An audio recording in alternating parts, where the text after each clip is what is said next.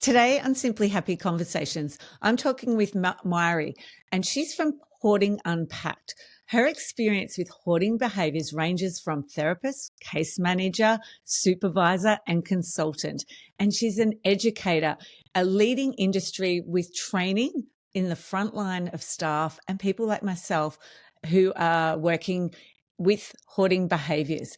And today I've asked her on because she's just an expert in it, and she's going to discuss some of the safety issues that arise in a home with hoarding behaviours. So welcome, Maire. Thank you so much for having me on. It's very exciting. Nice to see you again. Yeah, so I did do your training. I highly recommend it for anyone who is a frontline staff member. It's very thorough. And so I couldn't summarize this whole training. I needed you to come on because you can do such a great job. And I think I loved all your stories you shared. That's one of the things that helps to, I think, cement all the things that you were teaching us is through the stories. So maybe start and tell us, if you were a Barbie doll, what accessories would you come with that give us a bit of insight into the things you like to do? I have these two beautiful ponamus. They're like a green stone that I've found in the creek, and it's deeply connected to my whakapapa.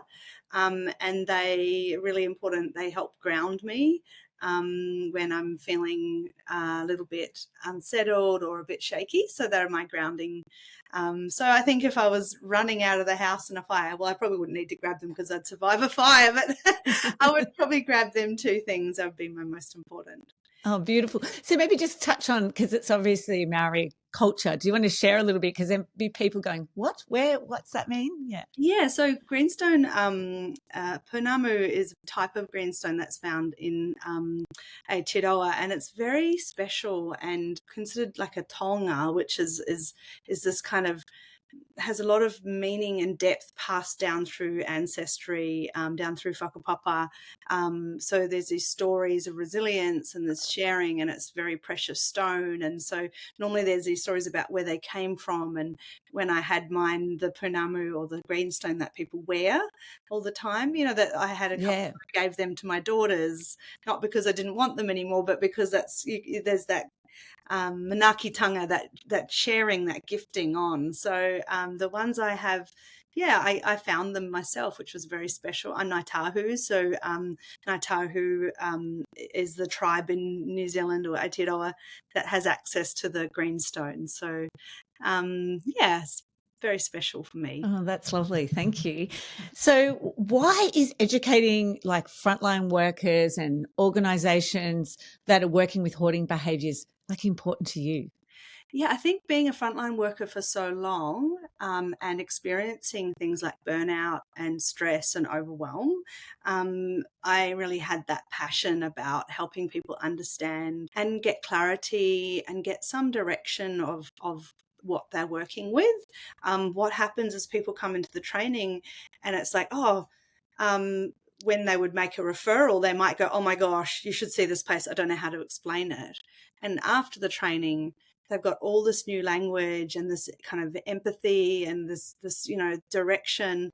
So for me, being a frontline worker for so long, it was about supporting other frontline workers in their journey. Yeah, beautiful.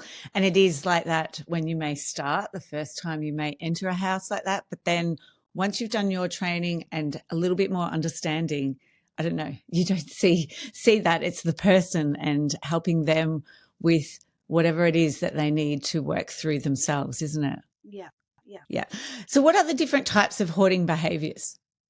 Um, Or what is hoarding behaviour as well, I suppose, if you want to touch on that. And then there's the types of hoarding that you can see. Yeah, so I guess it's this kind of incessant kind of gathering of items, and that can vary a lot. Like people can be compulsively buying or just collecting over the years.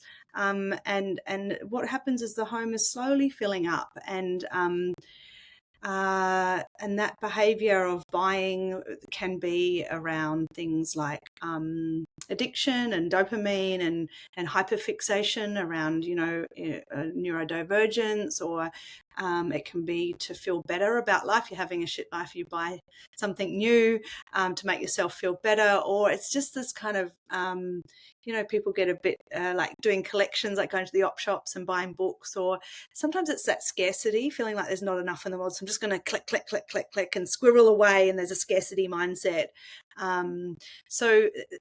There's lots of different reasons why someone could be doing it. But what happens essentially with hoarding disorder or hoarding behaviours is it becomes problematic in that it slowly fills the home up.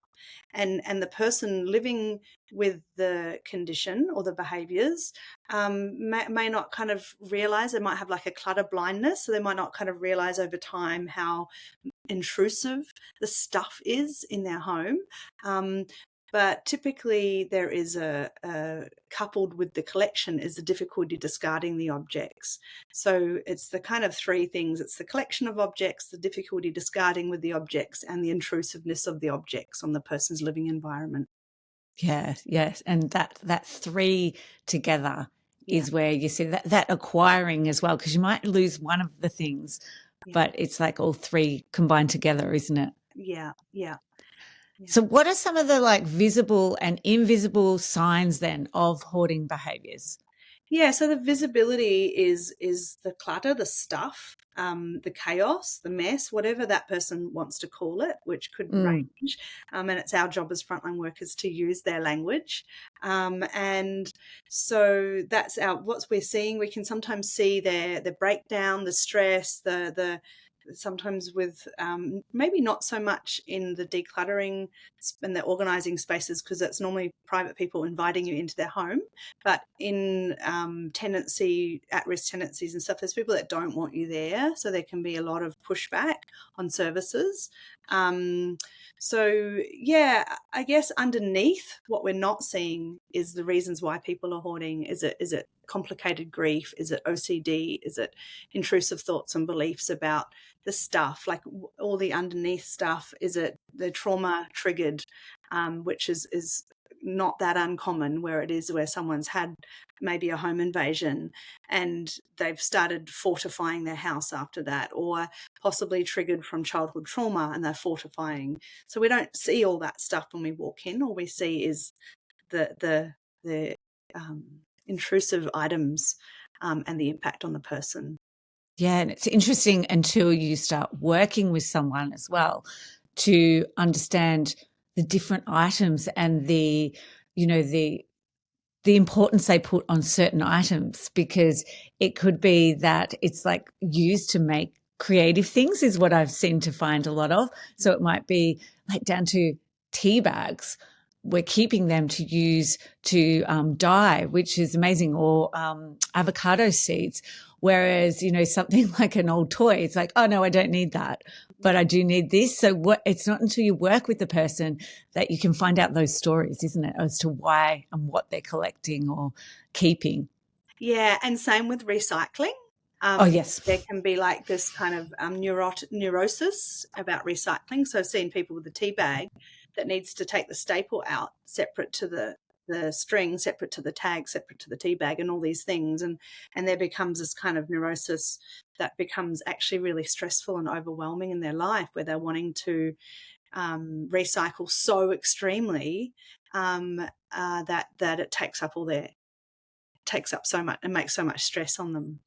I'd say that is one of the biggest things that I'm seeing in our area, in Geelong in particular, but also within professional organising, is that's around the recycling and the environment. And what's behind that? And there's a sense of identity. Like, I can't stop what's happening in the world, but at home I can be eco and I can be environmentally friendly by being really good at recycling. So it's almost like taking control of this imploding kind of world with these weather systems and this stuff that's happening.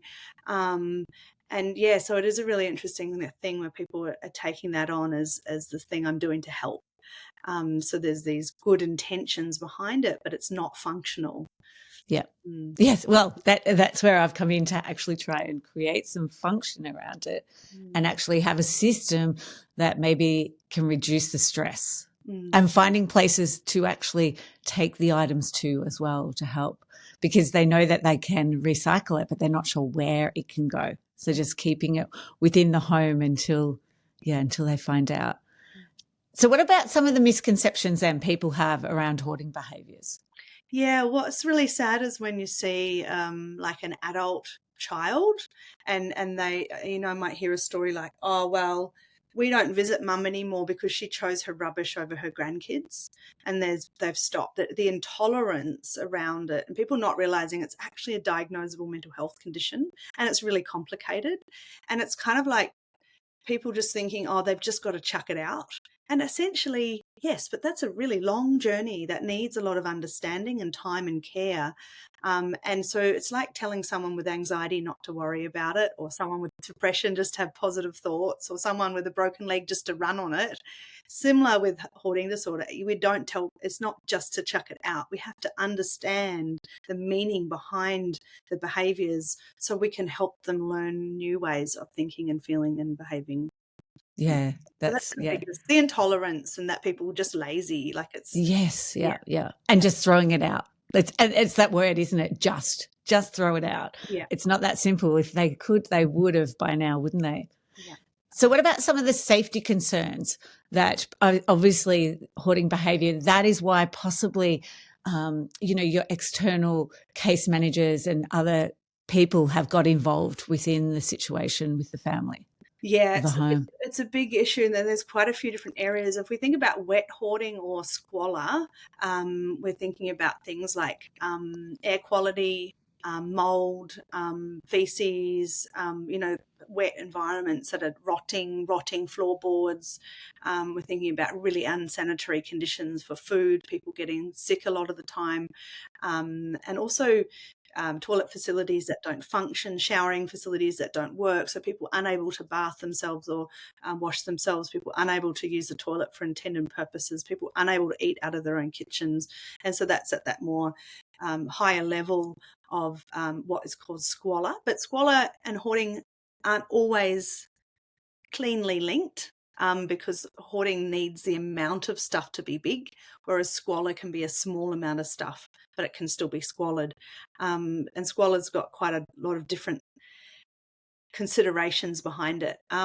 So squalid environments, yes, and pest infestations and things like skin irritations and rashes and things like that come with that. And then if we move away from that into things like just property care in general, and the amount of stuff and in the home, that and things that in Australia where they're filling up underneath the house and they can't check for white ants anymore, or but there's more, there's so many layers of trip hazards. But then we go into the fire safety, which is a really big issue, and what we're seeing is that the exits are blocked, and there's no easy walkways to escape if you need to from a fire. You've got to climb over stuff, so people are tripping, and that's when people are actually dying in hoarding households. They can't get out, and the fire and emergency services can't get in. And so that's why the fire and emergency services, fire and rescue services, are so concerned about hoarding. What the stuff is considered fuel load, essentially, and when we've got someone that's got lots of stuff, that's a massive fuel load. So the fire is going to burn that much quicker, that much hotter, and that much more dangerous for neighbours and people inside the home. So we've got the fire stuff as well, which is flammable items, the amount of items, exits and entries and hallways that emergency services can't get down. Air quality is a big thing, though, even if it might not be squalid. But the air quality for me, I've definitely been in places where I get quite bad migraines. So I always ask people to open doors and windows when I'm coming, and I'll make it about me and my sensitivity. It's not about you, and I'm not judging you. I'm just really sensitive. I'm sorry, I'm such a pain in the ass, but can you open doors and windows before I come? Because I get really bad migraines, and people are really happy to do that normally. Again, that's the part of the shame and social isolation about the disorder, is shutting the windows and the curtains and not letting the world in. So they're going to shut everything up, and then there's that thick air, it's thick with particles, and we're going in and having impacted by that. But they get used to it over time and don't notice, maybe. Yeah, and I suppose it's like that dust, having dust, and then the moisture forms the mold, which makes the problem even worse as well. Yeah, absolutely. Mold and the impact on lungs is just, massive. It's huge. And I think it's the lack of understanding around mold, isn't it, within homes, and how to prevent that. Yeah. Which, people maybe don't understand or haven't heard from, their childhood and have grown up. Again, I suppose, do you see a lot of this with, it's like families and generational? Yeah, it's definitely, I think the statistics are kind of a little bit, there's raw, there's not heaps of stats and stuff there, but what I understand, it's about 50% of people who've grown up in a hoarding household have hoarding tendencies. Actually, it's almost the opposite. That either the 50% Okay. of people that do it, or the other 50% of people that are like almost OCD cleaners because they grew up in it and they can't stand it and they never want to be like that. So there's definitely a link, not necessarily genetically, but more like the environment and what felt normal. And I learned the same behaviours Yeah. with my parents because I watched them buy and collect and buy and collect. Yeah. And I suppose getting that those values of scarcity, isn't it? That we need to keep everything because you don't know what's going to happen or around the corner. Yeah. And so, and even, Or sorry. keep things because we feel guilty for chucking them out. So my Yeah. mum died, everything in her house got boxed up and brought to my house. I've got complicated grief, so I can't go through the boxes and get rid of anything. So I'm going to live in this restricted environment with all my mum's stuff, but I can't chuck it out because it would be disrespectful to our relationship. So people have these weird links between, oh, a friend gave me this. If I chuck that out, it would be dishonoring my friendship. Some people have that. It's so complicated. There's so many. It is a lot more complicated than just going in and cleaning and organizing someone's house, isn't it? Yeah. Even like the low level things, there's always a story and a reason for someone keeping something. And you can't just, I never just assume that a piece of paper on the ground is rubbish. Like, until you've established that relationship with someone and understand their values, you can't make a judgment on or make a decision about any piece of paper or anything, can you? Yeah, and it's that fine line between finding the edge. Yeah. So what's interesting is when they're coming to you, they're wanting change. And so that's very different to a lot of the other staff members that come through the training where they're imposing themselves because of tenancy or because of fire risk or because of whatever. But it's really important to keep assessing motivation and back into why they're wanting to change and understanding and having that conversation that we are going to be at these pointy times where there's going to be times where I'm pushing you and I've got to do it enough where it's not feeling unsafe. But so we're actually creating change for what is comfortable, because what is comfortable is not working and we're wanting to go to a different place. And we've got to find a dynamic there where we're just kind of moving forward and it's going to be a bit of discomfort sometimes, and that's okay. Yeah. And I think that's what's really important around your training, because I find I don't just have, like, say, NDIS or people, independents coming to me. There's also, your family services and referrals. And that's when there's a different reason, like they're being forced to have someone come into their home to make changes that maybe they're not quite ready for. And it's definitely finding that happy kind of thing. Yeah. Okay, we've got to jump through the hoops to keep the agency happy. We're jumping through the hoops to keep your tenancy. We're jumping through your hoops to keep your children. We're jumping through your hoops to keep your animals. Like we haven't even touched on animal hoarding. Oh no, we didn't. Yeah.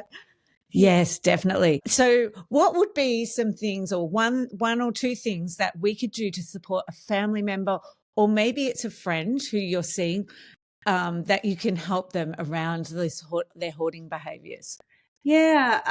One is just taking the time to let them know that you're not a threat. So a lot of people are very weary. They've had people coming in and doing forced cleanups. They've got people disapproving of them. They've got all this. So that they need to know that you're actually not judging them and stuff like that. But secondly, there's a really interesting technique that I use with my clients, which is the incoming and outgoing. And every week I work with my clients about what's come in and what's coming out. And when we're trying to reduce stuff, more has to go out than coming in. And then when we get to the good place where the home environment's safe, then we can have that equally. And over time, that neurological pathway, that new behavior pattern builds.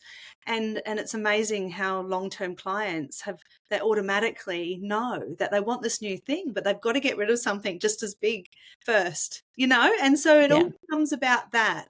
And it feels like a nicer process. Yeah, definitely. And I've used that with one particular client of mine, and she loves it. She has things ready going, this is going because I know I've acquired more art, things that I need. So there's already the box for you to take away with you, which I think is so fantastic, because she feels really good about it as well herself. Yeah. So what about the community? What can community people do to support other people? Maybe it's a neighbor or someone in your local area as well. Yeah, I think having understanding, but I think also community members, you do also have a right to this does affect you. And if you're next door to someone with a chronic hoarding disorder, the chances of that house catching a light is higher than normal, and it's more impacting on your safety as well. So I get that people get upset and frustrated. But understand that it's complicated, and this person probably needs some kind of levels of support. And I think the industry is still catching up that, we really want to be working with these people. 2 years is great. That's my recommendation, to do that long-lasting change of behavior that settles in. That's the long-term outcome. I mean, sometimes we've only got 3 months, or we've only got 6 months, depending on funding or whatever, but it's very rare that behavior will be properly integrated into their new life. So that longevity is important. Yeah. And that's, you just touched on that. It's like, that's what I find when I'm brought in with family services. It's like, you've got a month. And it's like, how am I going to get change within a month? That's just not going to be, that's not realistic, is it? Yeah. It's kind of like band-aiding, just yes. a little bit so we can say it's done. But skip bins and yes. Like, it's heaps better to have extra wheelie bins for people, like an extra bin a week, so they can fill that up. But having a skip bin is just the worst thing, unless it's 9 months down the track and you've got a huge pile of stuff ready to go in it. Don't do skip bins.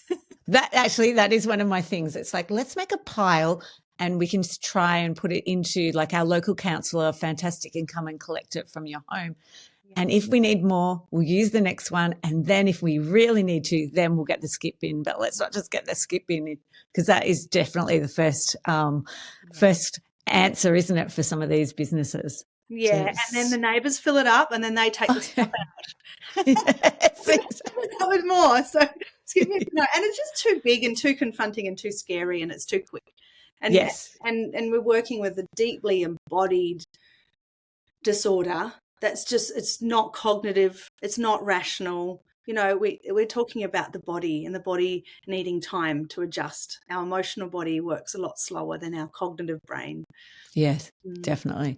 So how can people connect with you? Okay, so my website is hoardingunpacked.com, and I offer supervision services for frontline workers, and training program. I'm just about to come back over to Australia and do Melbourne, and then I'll be doing Canberra, Sydney later in the year. And I think this year, I just did my tax yesterday. I think I did about 23 trainings last year across Australia and New Zealand, and a few online ones.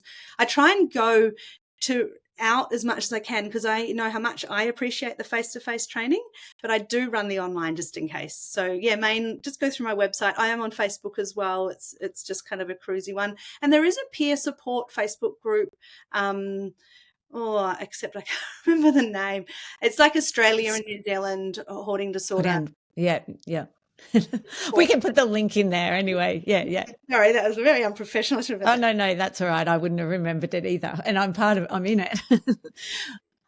Thank you so much. And I highly recommend that training. It is absolutely fantastic. And I just think, definitely, obviously in 20 minutes, we can't cover all the stories, but the stories you share and your experience with working with people is, I think, what makes it stand out. It's not just a training of like, here's all the facts. It's the stories that really make your training.